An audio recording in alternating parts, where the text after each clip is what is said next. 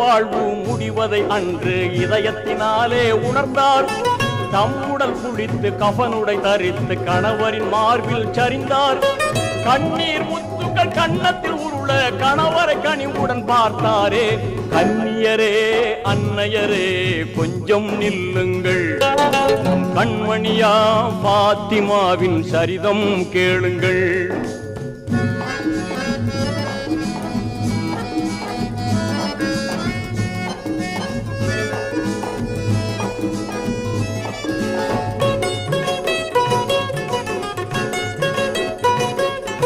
வல்லோ நல்கிய அர்ஷின் புலியே விடை கொடுத்து அனுப்புங்கள் என்றார்.